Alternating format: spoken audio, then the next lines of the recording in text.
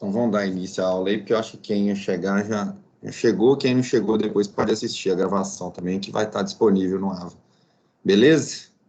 Então, os três aí presentes, o Laubert e o Cadu chegou aí também, Brian, todo mundo aí na escuta? Opa, boa noite. Boa noite. Chegou na hora que vamos começar. Bom demais. Então vamos lá, pessoal. Vou iniciar a aula de hoje, então, corrigindo o exercício que eu passei para vocês na aula passada, ok? Então nós vamos começar fazendo aqui o Sem Medo de Errar, lendo e comentando eles juntos aqui. Aí quem tiver feito, quem tiver com alguma dúvida, a gente vai discutindo, tá ok? Então,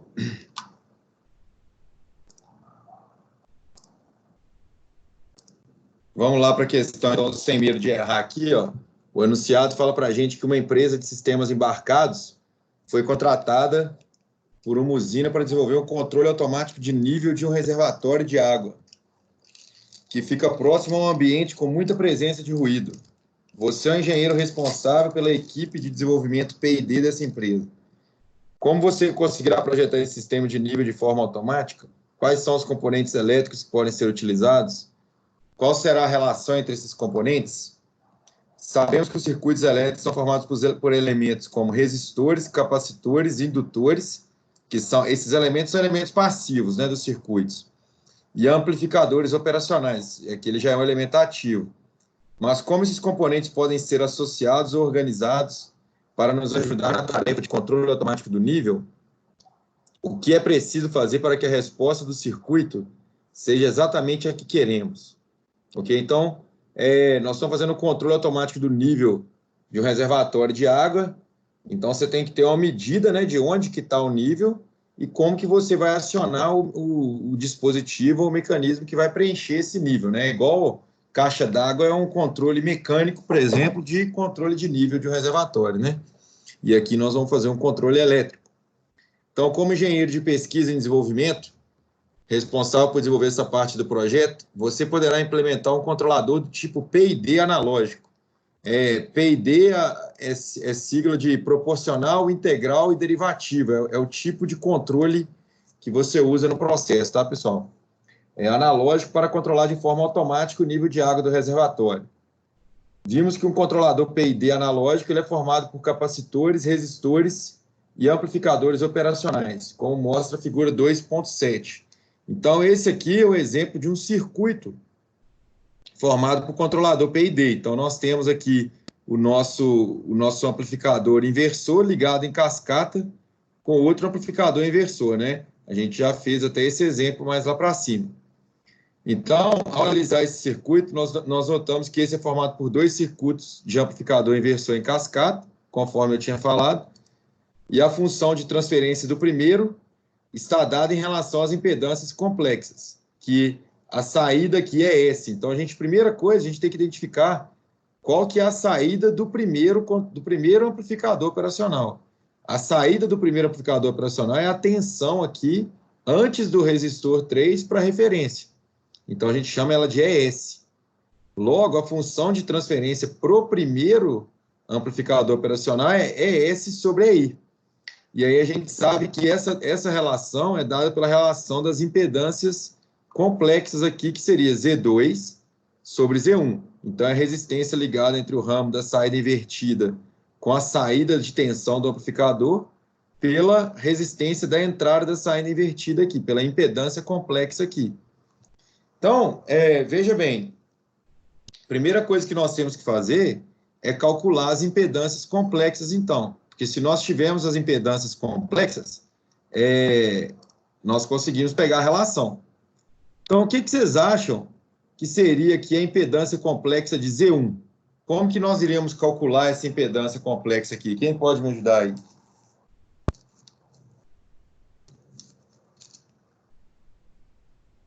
Alguém? Vocês estão me ouvindo aí, pessoal? Pelo menos? Positivo. Tá, sim. Estão me ouvindo aí, né? Beleza, gente. Olha só, a associação de impedância complexa funciona da mesma forma do que quando a gente estava fazendo as resistências lá na análise de circuito. Então, quando a gente está falando de impedância complexa e nós temos C1 e R1, como é que fica a associação em paralelo de duas resistências, por exemplo? Quem lembra aí? A soma do inverso. É isso aí, é a soma do inverso, né? Então, a gente vai ter aqui, ó, que 1 sobre Z1 é igual a 1 sobre a capacitância, sobre a impedância do capacitor, mais 1 sobre a impedância complexa do resistor, não é isso? Isso aí. E aí, a impedância complexa, a gente tem que lembrar que a gente chega nela pela transformada de Laplace. A impedância complexa de um capacitor, ela é 1 dividido pela capacitância vezes S, não é? 1 sobre CS. Porque se a gente lembrar lá de trás, qual que é a fórmula para tensão no capacitor? Não é uma integral? E quando a gente aplica a transformada de Laplace numa integral, a gente divide por S. Então, a gente sabe que a capacitância, que a impedância complexa de um capacitor é 1 sobre CS. E a impedância complexa de um resistor, ela é R. Né? Então, deixa eu abrir o pente aqui para a gente fazer esse cálculo aqui, apesar que vai ficar feia a letra. Não sei se vocês me acompanham aqui.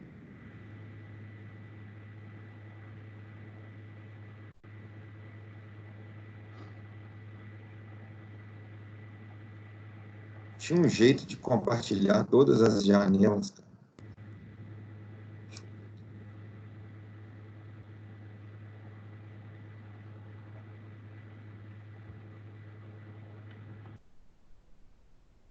Então, o que eu estou querendo dizer para vocês é o seguinte, ó. Nós queremos calcular primeiro Z1. Beleza? Z1, ele é dado por essa associação aqui, ó. Não é isso? Uma associação em paralelo de uma capacitância, de um capacitor e um resistor. Para a gente escrever que a impedância complexa de um capacitor, ela é dada por... Isso aqui é foda, vai ficar horrível, mas vamos tentar aí. Ela é dada por 1 dividido por C vezes S. Não é isso? Isso aqui é igual a impedância complexa de um capacitor. Beleza, gente? A impedância de um resistor, ela é a própria resistência. Então, se eu quiser saber o valor de Z1, eu uso aquela fórmula. O inverso da impedância complexa Z1 é igual ao inverso. Qual que é o inverso de 1 sobre CS? Pessoal, me ajuda aqui, que senão eu estou parecendo que estou falando sozinho. O inverso de 1 sobre CS é CS. CS, né? E aí o inverso de ZR aqui, que é R, vai ser 1 sobre R, não é isso? Isso aí. Então, por enquanto, nós estamos aqui. Então, a gente tira o mínimo múltiplo comum aqui do lado de cá, põe o R no denominador. Então, vai ficar R CS mais 1 é igual a 1 sobre Z1. Não é isso? E aí a gente eleva por menos 1 os dois lados para inverter. Então, a gente tem que Z1 é igual a R dividido por RCS mais 1. Beleza, pessoal? Todo mundo concorda aí? Beleza? Beleza. Isso aqui é como a gente calcula a impedância complexa de uma associação em paralelo de uma capacitância e resistência. Lembrando que a impedância complexa do capacitor é 1 sobre CS. A impedância complexa de um indutor, ela é LS e a impedância complexa de um resistor. Puta que pariu, isso aqui é foda. A letrinha fica feia mesmo, vai ser R, né? Isso aí a gente viu na aula passada. Mais precisamente, lá na página 6 da nossa aula passada, a gente vai ter isso aí, tá? Então, são os valores da impedância complexa.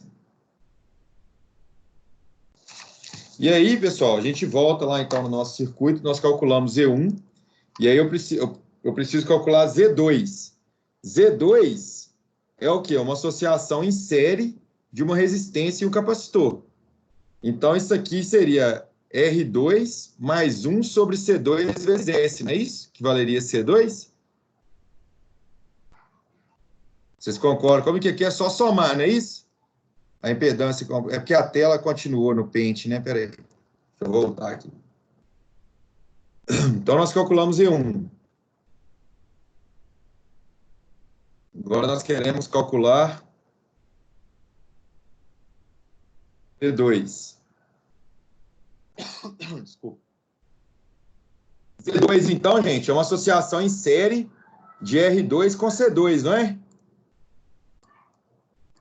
Se ela é uma associação em série, o que eu tenho que fazer com as impedâncias complexas aqui de cada um deles? Somar. Somar, né? Então, aqui só para... Aqui eu não tinha identificado. Não, aqui é C1, né? Que a gente está falando do... Aqui é C1 e aqui é R1. Só para a gente identificar.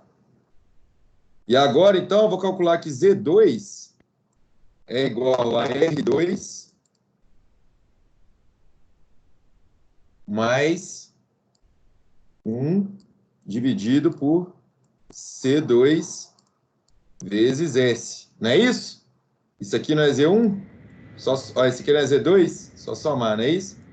E aí, eu tenho que a minha função de transferência do primeiro amplificador inversor, que é dado por isso daqui, é igual a menos Z2 dividido por Z1. Então, eu vou pegar o que a gente calculou aqui, Z2, vou dividir por Z1 e vou achar a função de transferência. Então, eu só queria mostrar para vocês esse processo aqui que o livro fez, que não fez o passo a passo. Aí eu quis mostrar, então, como que o livro chega nesses valores, tá? Então, vocês entenderam a parte da impedância complexa aí, como que vai calcular? Sim. Deixa eu voltar para o nosso livro aqui. Então, é o seguinte, pessoal, é isso aqui que ele fez, ó. Ele pegou, então, que a função de transferência do primeiro inversor amplificador é Z2 sobre Z1. Ele calculou Z1 igual a gente fez, tá vendo? Calculou Z2 igual a gente fez, só que aqui ele, como a gente tinha 1 sobre CS2 mais R2, ele tirou o mínimo múltiplo comum, né, e colocou tudo na mesma base. Tranquilo? Só coisa matemática. E aí ele vai dividir um pelo outro.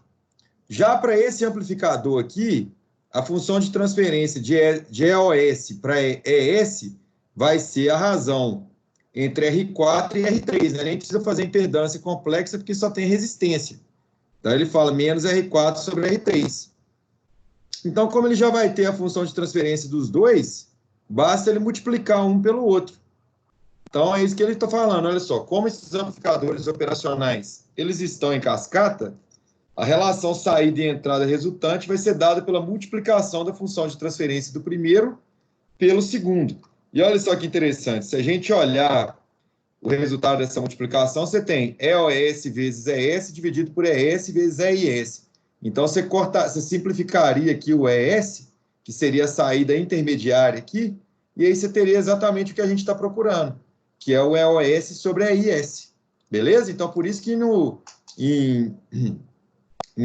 modelos em cascata, você multiplica as funções de transferência para chegar na saída final pela sua entrada, ok? Então, ele faz todo o algebrismo aqui. Então, dessa forma, após algumas manipulações algébricas, A relação entre os resistores, capacitores e amplificadores operacionais é dada pela função de transferência desse circuito elétrico, expresso por isso aqui, tá? Então, a tensão de saída variando com a minha tensão de entrada vai ser dada por essa razão aqui, onde esses valores aqui seria o fator de amplificação do nosso amplificador, e aqui seria a razão entre os elementos passivos, tá? Então, os valores dos resistores a serem usados, eles vão depender do valor de sinal de entrada e saída desse controlador ao longo do processo. Como esse projeto é para ser aplicado em um ambiente com muita presença de ruído, será necessária a implementação de um filtro que veremos na próxima sessão. A gente já viu um filtro um pouco aqui de primeira ordem, na aula de hoje nós vamos ver filtros de segunda ordem. Então, dessa forma, a depender de como o filtro foi idealizado, saberemos quais serão os sinais exatos de entrada e saída desse dispositivo. Assim, conseguiremos determinar valores comerciais para o nosso controlador. Então, pessoal, nesse exemplo desenvolvido aqui, vocês têm alguma dúvida de como fazer a modelagem desses amplificadores operacionais?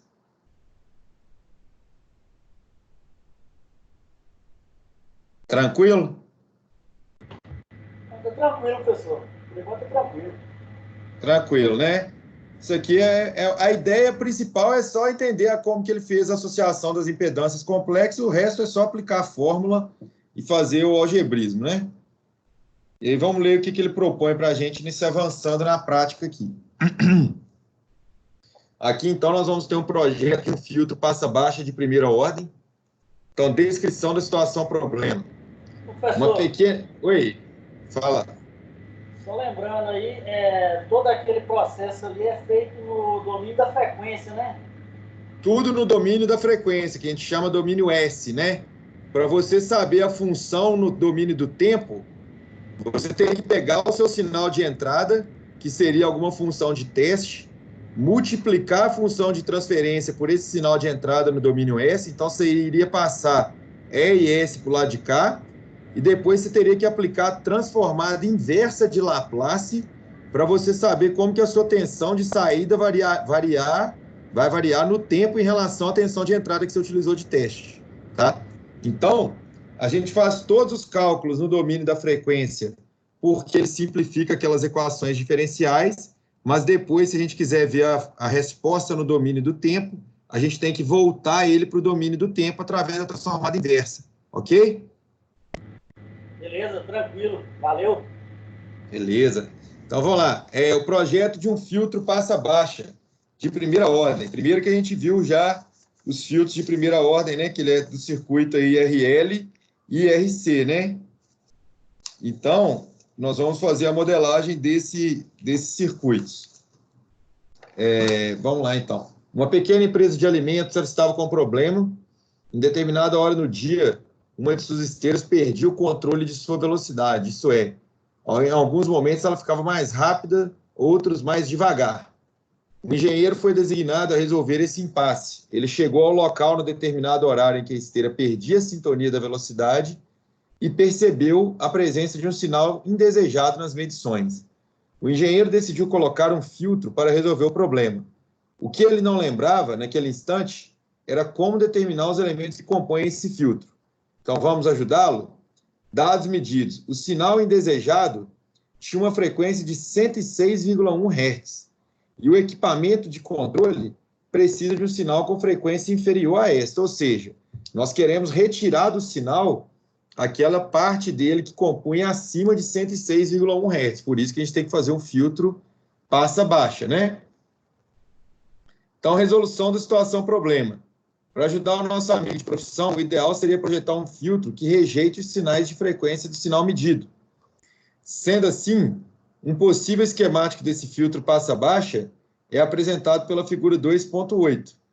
Então, pessoal, o que seria a parte mesmo do nosso filtro passa-baixa que a gente estudou, né? Seria o circuito RC em série aqui, né?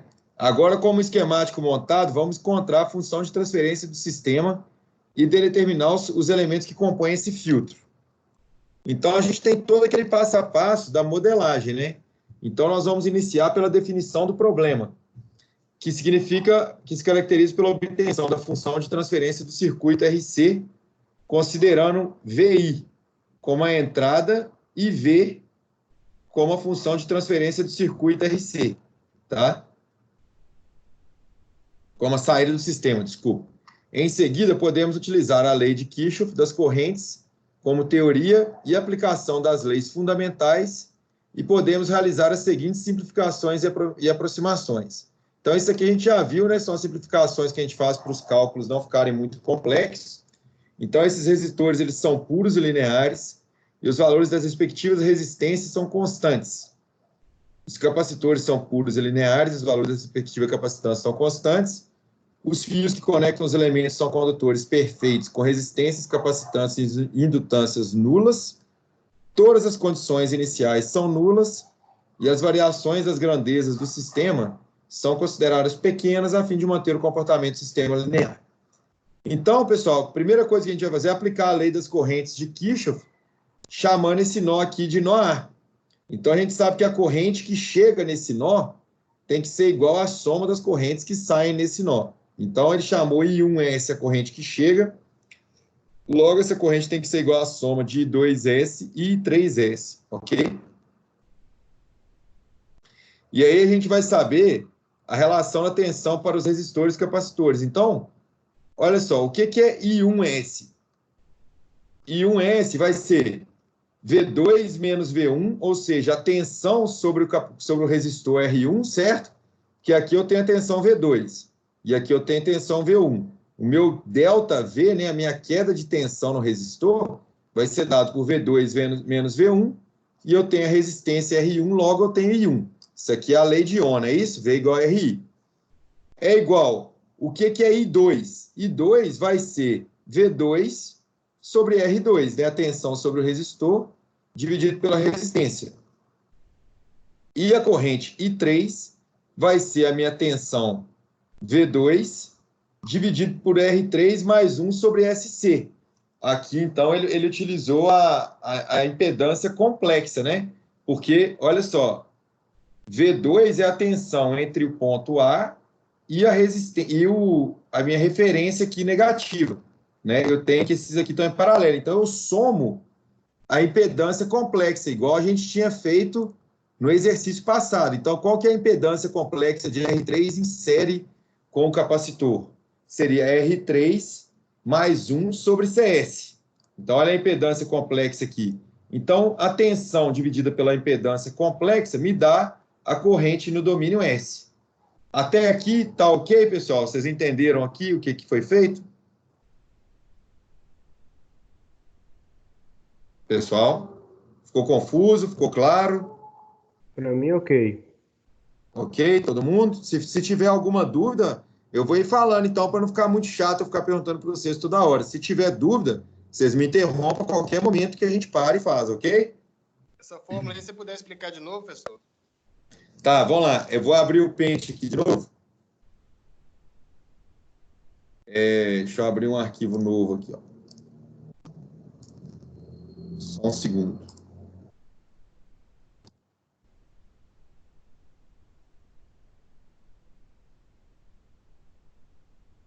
É o seguinte, turma. No domínio da frequência, eu tenho... Vamos lembrar primeiro da lei de Ohm, né? Lei de Ohm no domínio do tempo, eu tenho que V é igual a E... Pente não. Oi? Ainda não. Não está mostrando o Paint aí para vocês, não? Ainda não. Vai, deixa eu tentar compartilhar de novo aqui. Só um segundo.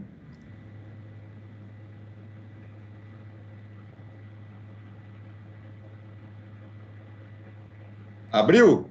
Abriu. Agora abriu. Beleza. Então, vamos lembrar lá primeiro da lei de Ohm no domínio do tempo. A gente não tem que V igual a RI. É isso? A formulazinha básica da lei de Ohm, né? Daqui, nós podemos escrever que a corrente é a tensão sobre a resistência. Só que quando nós estamos modelando, usando o domínio da frequência, a gente pode falar que a corrente no domínio da frequência é igual a tensão no domínio da frequência dividido pela impedância complexa. Tá ok? Então, vocês lembrem que no domínio da frequência eu posso usar sempre a tensão dividido pela impedância complexa. A gente já viu lá as impedâncias complexas, o que equivale. Então, a impedância complexa num capacitor é 1 sobre CS. A impedância complexa no indutor é igual a LS. E a impedância complexa num resistor é igual a R. E aquelas fórmulas para associação em paralelo e em série, que a gente viu para resistor, vale também para impedância complexa. Se vale para impedância complexa, impedâncias complexas em série, para você saber a impedância complexa equivalente, o que você faz? Apenas a soma elas, ok? A impedância complexa em paralelo, você utiliza a fórmula que o inverso da impedância equivalente é igual a 1 sobre a impedância Z1, por exemplo, mais 1 sobre a impedância Z2. Então, você tem que achar as impedâncias equivalentes, tá ok? Então, quando nós pegamos, olha só o que ele falou para a gente. Vamos pegar o circuito aqui e jogar no pente aqui. Olha só, eu usei a lei de Kirchhoff lá e falei que a tensão das correntes de Kirchhoff, falei que é o seguinte, a corrente I1 de S... Peraí, deixa eu ver se eu consigo pegar uma caixa com a ferramenta de texto aqui. Ó, vamos lá. I1 de S é igual a I2 de S mais I3 de S, não é isso? A corrente que chega no nó A tem que ser igual à soma das correntes que saem do nó A, não é isso? Então, turma, agora eu quero substituir os valores das correntes por tensão, porque eu estou fazendo tudo em função da minha tensão, minha função de transferência. Então, I1 de S vai ser a tensão sobre o meu resistor R1 dividido pela impedância desse nó. Então, qual que é a tensão que está sobre o meu resistor R1? Me ajuda aí. Qual que é a tensão aqui? Olha só, vamos chamar esse nó aqui de nó C, por exemplo. Qual que é a diferença de potencial que eu estou aplicando sobre esse resistor?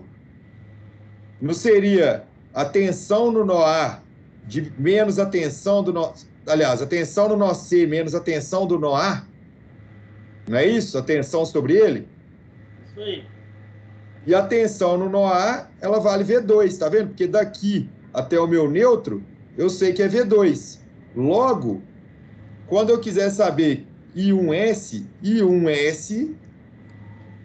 vai ser igual a minha tensão sobre o resistor R1, ou seja, vai ser V1S menos VAS, que seria V2S, não é isso? Isso aí. E aí eu pego essa diferença de tensão e divido pela impedância complexa. Mas a impedância complexa só desse resistor que eu tenho aqui, quando a impedância do resistor não é a própria resistência, R1. Então, eu acabei de achar a minha expressão para a minha corrente I1. Tá ok?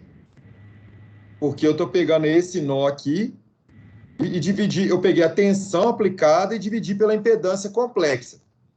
Quando eu vou fazer I2 no domínio S, como que eu vou calcular I2S, gente? Olha só, lembra da fórmula, IS é igual a VS sobre ZS.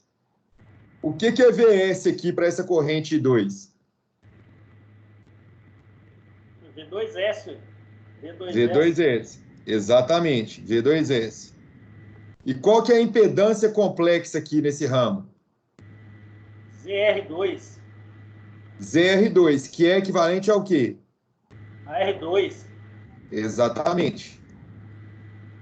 Então, a gente acabou de chegar na expressão para I2S. Agora, vamos olhar I3S. I3 de S vai seguir aquela formulazinha também. V de S sobre ZS, né? Impedância complexa. Mas aí, olha só. Qual que é a tensão que eu estou aplicando aqui entre o nó A e o meu referencial aqui, ó? Vamos chamar aqui de referencial. Aqui é o 0, né? Esse ramo aqui não está em paralelo com esse ramo aqui? Positivo. Então, isso aqui, esse circuito, eu poderia reescrever ele assim, olha só. Não, desenhar esse circuito aqui vai ser tenso, gente. Mas dá um desconto aí, porque tá no pente. Tá ficando bom, pô. Relaxa. Tá ótimo, né? Olha só. Agora, isso aqui virou um Z equivalente. Olha só, impedância complexa equivalente desse ramo. E qual que é a tensão que eu estou aplicando sobre esses dois aqui, ó? Aqui é R2. A gente viu que a tensão sobre R2 era o quê aqui no nosso circuito original? V2S. E que como esse cara aqui está em paralelo com esse, qual que é a tensão sobre ele também? V2S. V2S. Então, a gente sabe aqui na nossa fórmula de I3S que o VS vai ser igual a V2S, não é isso? Positivo. Só que agora a gente tem um problema. Nós temos que saber quanto que vale Z equivalente. Z equivalente, a impedância equivalente aqui, não é a associação em série da impedância complexa de R3 com a impedância complexa do capacitor, eles não em série? Não está passando a mesma corrente nos dois? Isso aí. Então, como que eu calculo Z equivalente aqui? Só somar direto aí. Só somar. Então, eu tenho aqui Z equivalente vai ser igual. Qual que é a impedância complexa de R3? R3 mesmo. R3. Qual que é a impedância complexa do meu capacitor? É 1 sobre CS. Exatamente. Então, eu substituo aqui na minha fórmula, eu tenho V2 de R3 mais 1 sobre CS. Ok? Então, é assim que a gente calcula a expressão das três correntes utilizando a lei das correntes de Kirchhoff. Tá vendo? Agora eu consigo substituir 1 e 2 e 3 pelos valores que eu calculei aqui. Tá? Então, é isso que o livro fez para a gente ali, que ele pulou essas etapas. Tá entendido? Entendido. Então, vamos voltar para o livro aqui, aí a gente vai continuando. Se aparecer mais alguma coisa, nós voltamos. Tá? Então, olha só, é isso aqui que ele fez. Ó. Ele substituiu as expressões da corrente no domínio S pelo que nós calculamos. E aí, ele aplica agora a mesma lei para o nó B. Né? Aplicando a mesma lei ao nó B, chegamos à relação dada pela equação. Então, ele tem que V2 menos VS sobre 3, ele consegue outra expressão aqui, né? Para a corrente. Olha só. V2 menos VS sobre R3. V2, que era essa tensão, menos VS, eu tenho a diferença de tensão sobre R3. Isso aqui também tem que ser igual a I3, vocês concordam comigo? Diferença de tensão sobre R3. E VS, que é a tensão sobre o capacitor, dividido pela impedância do capacitor, também tem que ser igual a I3. Por que ele fez isso, gente? Porque a gente tem mais variável daqui do que equação, né? Então, a gente precisaria de uma equação adicional. Então, enquanto aqui a gente utilizou a impedância equivalente com V2 para achar I3, aqui nós pegamos uma tensão intermediária, que era VS, que é a tensão de saída, e calculamos a corrente utilizando só o resistor e só o capacitor. E elas têm que ser igual, porque eles estão em série. Então, vamos fazer isso no pente de novo, que fica um pouco confuso, né? Olha só, ele pegou agora... Nós calculamos I3 fazendo o método da impedância equivalente, né? Nós pegamos V2 e dividimos pela impedância equivalente. Isso é I3.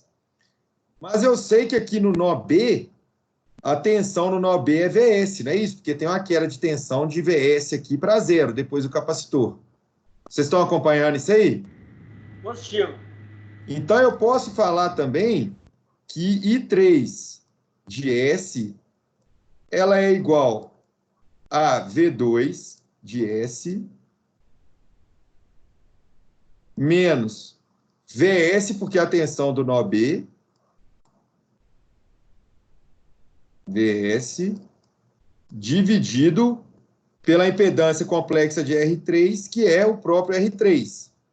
Então, essa expressão aqui, ela tem que ser igual a essa aqui também, tá? Porque tudo é I3. A gente só está usando referências de tensão diferente, mas como ela está em série, tem que ser igual. E eu posso escrever ela também falando que I3 de S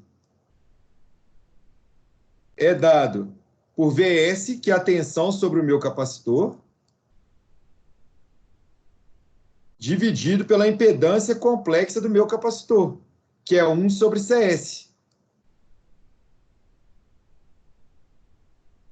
Não é isso? Aí vai inverter aqui e tal, multiplicar. Então, essa expressão aqui, então a expressão 1 é igual à expressão 2, que é igual à expressão 3. Vocês concordam comigo? Tudo é expressão para I3 e está tudo baseado nas leis de Kirchhoff e de Ohm. Certo? É. Então, beleza. Então, vamos voltar lá para o nosso livro.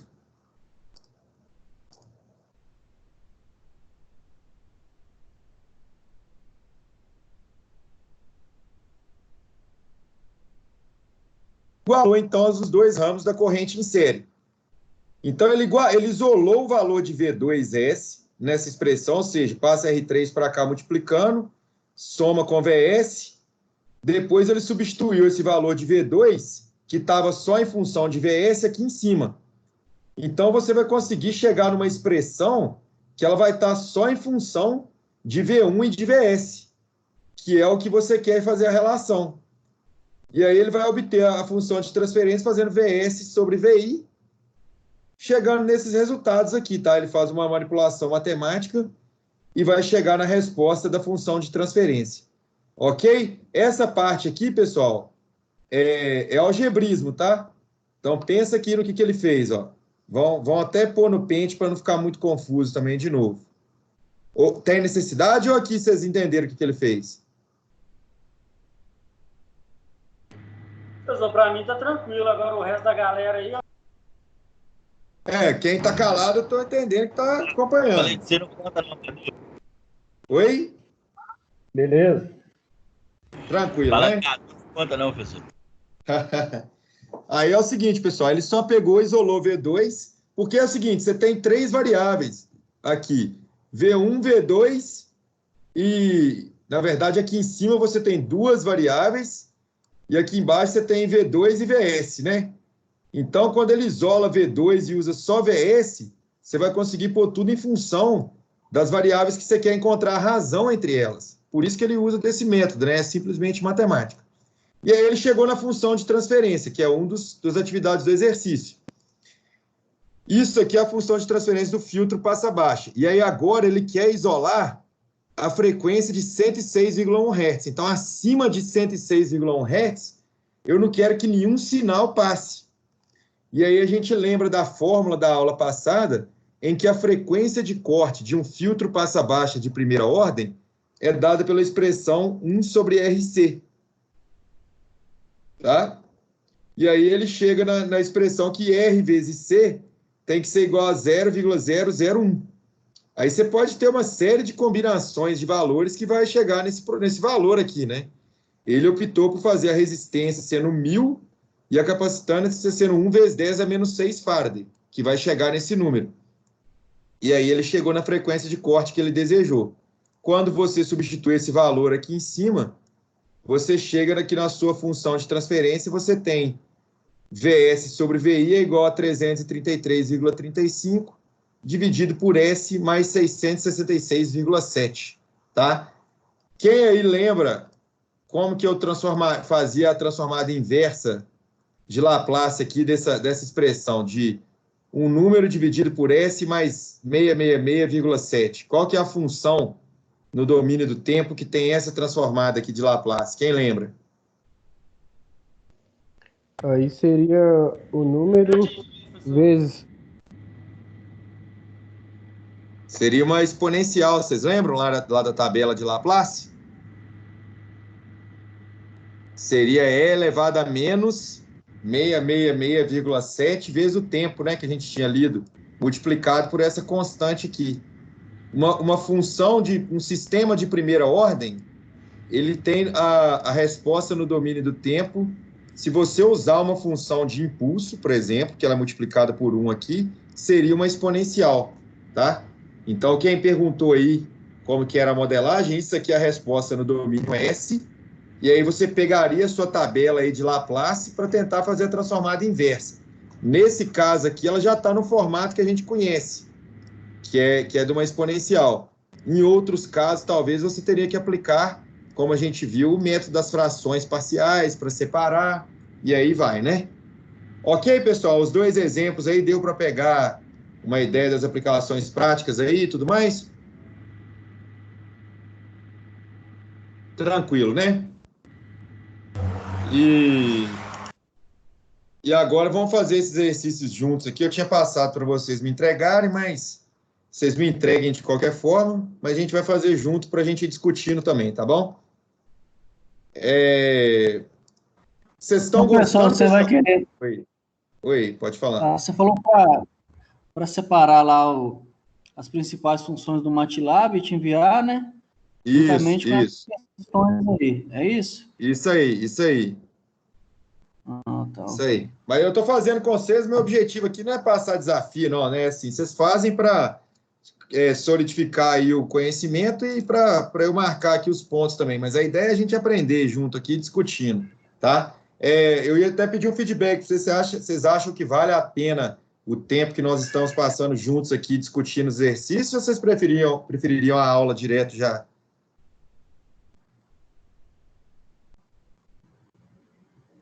Pessoal? Bom os dois, né? Isso vale demais, entendeu? Nossa galera que fez a matéria aí também não dá nada, não.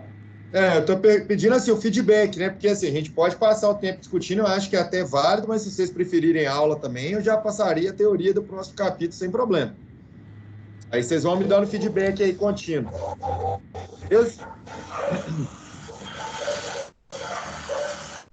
Então, pessoal, vamos fazer aqui rapidinho, então, para a gente não perder muito tempo. A obtenção do modelo matemático que descreve o comportamento do sistema é o primeiro passo para a análise dos problemas em sistemas dinâmicos. Sabemos que uma das etapas para a obtenção do modelo matemático é a utilização das leis básicas que regem o comportamento dos sistemas. A respeito de modelagem matemática de circuitos elétricos, pode-se afirmar que ela é baseada nas leis de Kirchhoff, das tensões e correntes. E aí, tá certo ou errado? Certo. Tá certo. Certo, né? Tá ok. Beleza. Os elementos básicos que compõem esse tipo de circuito são fontes de tensões ou de tensão ou corrente, resistores, capacitores, indutores e amplificadores operacionais. E aí? Certo, né? A gente viu isso aí tudo também. E as variáveis ou grandezas físicas frequentemente utilizadas para análise dos circuitos elétricos são tensões e correntes em função do tempo. E aí? É certo, né? Assim, as variáveis que a gente tem interesse são elas mesmas no domínio do tempo, geralmente. Nós usamos o domínio da frequência só como uma ferramenta para o cálculo, tá? Mas a gente sempre tem interesse em saber, na verdade, em ver como eles estão variando em função do tempo, tá? Então, nesse caso, as três aqui estão corretas. Então, seria a alternativa E. Lembrando que existe também, por exemplo, na outra aula que eu dou lá, análise e processamento de sinais, a gente pode também estar interessado em fazer uma análise no domínio da frequência, que chama resposta em frequência de um sistema. Aí seria mais para a gente ver a questão da modelagem de filtros, como que sua resposta se comporta variando a frequência, mas aí seria outra análise, tá? Aqui no nosso curso de modelagem, a gente quer, geralmente, a tensão e corrente em função do tempo. Por isso que a gente vai considerar isso aqui correto, tá? Mas a resposta seria mais ampla do que isso. Ok? Beleza. Vamos lá. Os circuitos elétricos podem ter suas dinâmicas descritas por funções de transferência, conhecidas como funções de transferência particular de impedância, que tem por base a impedância complexa como a relação entre tensão e corrente, né? Então, como a gente viu lá na lei de Ohm, que V igual a RI, se a gente considerasse que R seria a impedância complexa lá no domínio da frequência, V sobre I seria o valor da impedância, né? Então, ao aplicarmos a transformada de Laplace com condições iniciais nulas, a relação tensão corrente do resistor, capacitor e indutor pode ser dado respectivamente por. Ou seja, a pergunta está falando qual que é a expressão para a impedância complexa do resistor, capacitor e indutor. Então, qual que é, gente, que a gente utilizou bastante essa aula? B. B.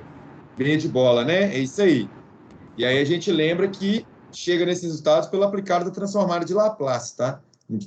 A gente decora a fórmula, mas sempre lembrando que é consequência da transformada de Laplace. Beleza?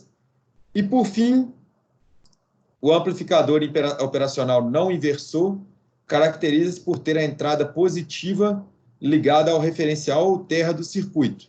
E a saída VO é dada pela multiplicação da tensão de entrada VI por um ganho constante dado pelo resistor de entrada R e o resistor de alimentação RF. Ou seja, ele já deu até a resposta aqui para a gente, né? Porque ele falou como é que calcula. Então, é um amplificador operacional não inversor. Qual a equação que caracteriza a tensão de saída? Então, a primeira coisa, pessoal, se já está negativo aqui, você já corta, né? Porque ele não inverte a tensão. Então, é a letra E, não é isso? Correto. Que a gente viu lá nas outras alternativas. Então, pessoal, esse é o capítulo 2.1, que é a modelagem de circuitos RL e RC. Espero que deu para pegar um feeling aí de como que a gente faz para fazer esses cálculos e a modelagem, tá? E aí eu peço a vocês que todas essas partes que tem um cálculo, igual eu coloquei na aula aí, nós fizemos um exemplo, refaçam aí em casa, que pode ser que na prova coloque alguma coisa semelhante a isso aí desses exemplos, tá bom? Não vai ser nada muito bicho de sete cabeças, não, mas é entender como que a gente fez cada um desses aí, para vocês praticarem e também memorizar, tá bom? Agora, então, nós vamos para a aula dessa unidade. Eu vou fazer o mesmo esquema que eu fiz na aula passada. Então, eu vou colocar o vídeo lá do YouTube para vocês. Se tiverem qualquer dúvida durante a aula, vocês me interrompam, por favor, e aí a gente tira a dúvida na mesma hora. Pode ser assim? Ok.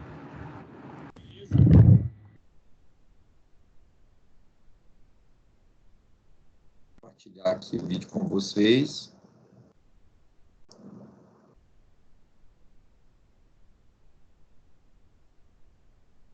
Agora, o YouTube cismou de não aparecer.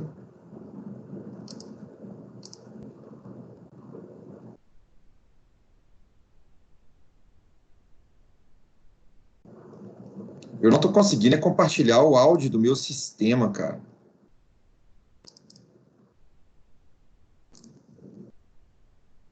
Ver aqui o que a gente faz, então.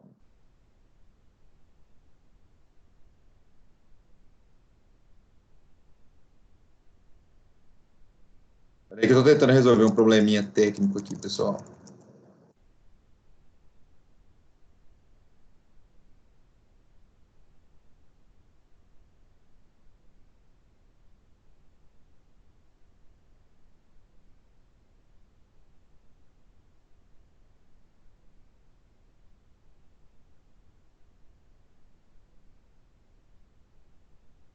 Ele fala que você não pode compartilhar o áudio, mas não fala nem por que está dando erro, não fala nada.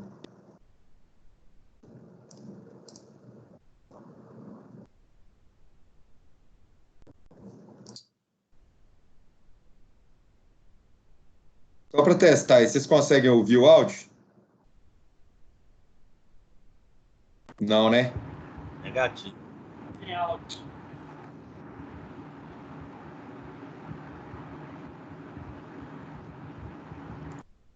Deixa eu ver aqui o que eu vou fazer aqui, por ver se melhora essa porcaria aqui, que não tá dando. Você não tem o vídeo sem ser do YouTube, não, professor? Você fala ele offline? É. Eu vou ver se eu consigo baixar ele, que nesse computador que eu não tenho, ele ficou lá no meu desktop. Mas é uma boa ideia que você deu aí mesmo. Deixa eu tentar baixar ele do YouTube aqui. Mas o problema não é no YouTube, o problema é no Microsoft Teams, não vai adiantar, entendeu? Às vezes é porque eu estou gravando a aula, eu vou parar a gravação aqui. Deixa eu tentar aqui, quer ver?